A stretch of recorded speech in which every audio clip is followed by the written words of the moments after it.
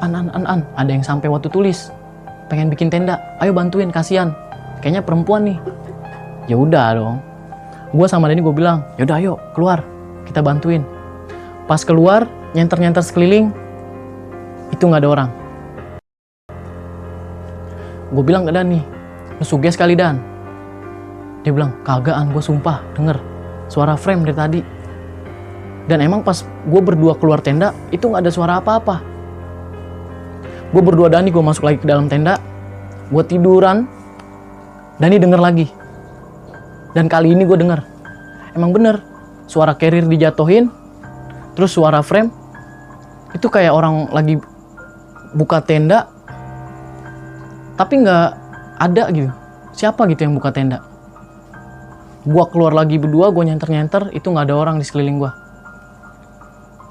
Itu gue aneh banget di situ. Dan gue digangguin sampai subuh. Gue nggak dikasih tidur sampai subuh. Dengar suara itu terus, suara orang datang, suara buka tenda. Padahal di sekeliling gue nggak ada tenda. Tenda cuma gue doang sama Dani, dan itu pun satu tenda. Setelah pagi, ada satu orang maranin ke tenda gue. Gue lagi foto-foto sama Dani. Gue di situ, gue bilang sama Dani, Dan kita ke Puncak Sarif, abis itu kita turun lagi lewat Wekas. Dan Dani pun mengiyakan. Gue nggak ada niatan buat turun lewat Selo langsung tembus ke Merapi. Gue nggak ada niatan. Niatan gue cuman sampai Puncak Sarif, abis itu gue turun lewat Wekas. Dan ternyata ada satu orang temen gue yang asli orang situ, Mas Rijal namanya. Dia maranin ke atas, mungkin mau foto-foto, lihat view. Dia maranin ke arah tenda gue. Dia langsung sapa gue, oh mas, nenda di atas. Gue bilang, ada orang juga Dan. Gue bilang ke Dani, ada orang juga. Di situ ngobrol-ngobrol, Mas Rijal ini dia nanya ke gue, Mas asli mana? Asli Jakarta. Berdua aja? Iya berdua. Gue semalam gak dikasih tidur mas, gue digangguin. Gue berdua denger suara orang masang tenda berulang-ulang terus sampai subuh. Tapi gak ada yang masang tenda di sekeliling gue. Dan dari situ Mas Rijal bingung. Dia bilang sama gue, Mas mau ikut saya ke Puncak Sarif, Puncak Kenteng Songo, Top Merbabu, apa lewat Selo langsung turun sekalian terus kita naik Merapi. Kebetulan saya juga besoknya pengen naik Merapi. Dan di situ gue tertarik kan sama Dani ini, gue tertarik, gue berdua tertarik. Gue bilang, lagian juga udah jauh kita Dan dari Jakarta. Ya udah tembusin aja. Alhamdulillah pas waktu itu, kalau kalian pada ingat, pas banget Merbabu dibuka, itu pasca kebakaran, itu bener-bener gosong. Foto-foto pas gua di sana itu bener-bener gosong. Dan si Mas Rijal ini emang asli daerah Boyolali rumahnya. Dan dia ngajak gua emang nggak lewat jalur biasanya, dia ngajak lewat jalur-jalur evakuasi yang langsung tembus ke Puncak Sarif. Dan di situ ngelewatin kiri kanan yang udah tandus, yang udah gersang, hitam semua pohon. Kiri kanan udah hitam. Dan ketika udah sampai puncak Top Merbabu, Mas Rijal pesen sama gua, Mas Aan, kita kalau bisa jangan sampai kena maghrib di jalur. Dari situ gue udah mulai tanya-tanya sama dia. Dalam hati gue bilang, kenapa nih? Jangan sampai kena maghrib. Ketika gue turun rame-rame, di posisi itu Mas Rijal sama temennya juga ada Mas Denny, asli orang situ. Akhirnya gue turun dari Top Merbabu itu jam kira-kira abis asar, jam 3:30-an. Sampai Sabana 1, Sabana 2. Ketika pas sampai Sabana 1, itu kena maghrib. Mas Rijal mukanya panik. Nggak tahu panik kenapa. Dan gue sama Dani emang, gue tetapan gue bilang, Dan, kita udah kena maghrib nih di Sabana 1. Ada apa ya? Terus Mas Rijal cuma ngeliatin gue. Dia bilang, Yaudah Mas Aan, kita pelan-pelan aja jalannya. Yaudah, gue jalan pelan-pelan di situ. Posisi Mas Rijal di depan, ada Mas Denny sama Mas Husen. Gue berlima. Di posisi itu, gue di tengah sama Dani.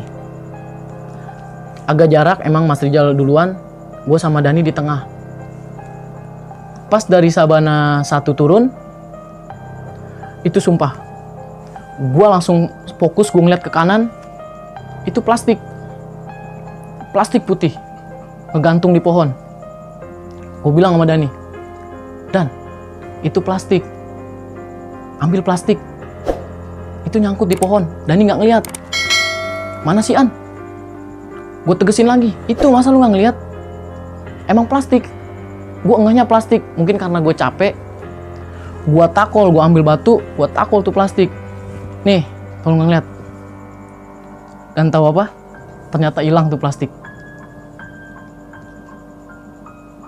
Tuh plastik hilang. Pas turun dari, pas gue ngeliat plastik itu turun, dan gue ngeliat ke kanan lagi. Lu tau kan kuncup-kuncup pocong itu lama-lama segini. Dia nampakin setengah, gue ngelewatin, gue jalan lagi, lama-lama segini, tapi doi madep belakang. Dani nggak ngeliat, posisi itu Dani nggak ngeliat. Gue di situ bener-bener kayak pengen nangis. Gue nggak tahu apa gimana. Lama-lama dia nampakin wujudnya, bener-bener pocong, tingginya 2 meter. Ya bisa dipikirkan tingginya 2 meter lah, emang tinggi banget itu. Dan jaraknya nggak gini ya, maksudnya gue jalan di jalur, dia di sini. Enggak gitu. Gue jalan di jalur, dia sebelah sini. Itu jaraknya kira-kira ya 20-30 meteran lah dari gue. Dan itu posisi gue doang yang ngeliat. Gue pengen bilang sama Mas Rijal, gue bilang, ternyata pengen bilang, Mas, lu ngeliat gak? Tapi di sisi lain, dalam hati tuh kayak takut gitu, mau nanya tapi takut.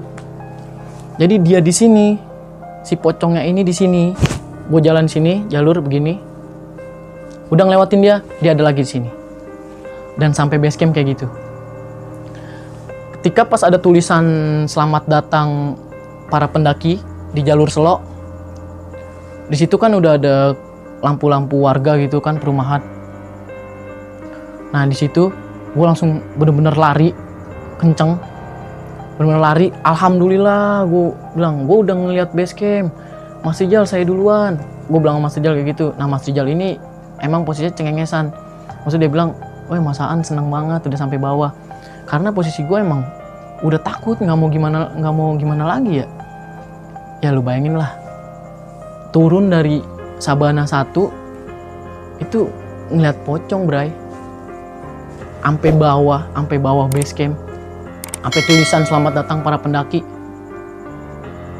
Itu gue ngeliat sumpah. Pas sampai base camp, gue langsung cerita ke Mas Rijal. Gue bilang, Mas, mau tahu gak Mas?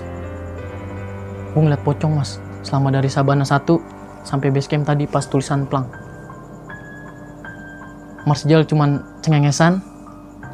Dia bilang, itu Mas, kenapa saya bilang jangan sampai kena maghrib di Sabana 1. Dan dari situ, gue langsung geleng-geleng kepala. Mas Rijal langsung nawarin, mau lanjut ke Merapi gak? Dan gue berunding sama Dani, gue bilang ke Dani, Dan mau lanjut ke Merapi gak? Ayo An, boleh. Yaudah, gue sama Dani setuju buat ke Merapi.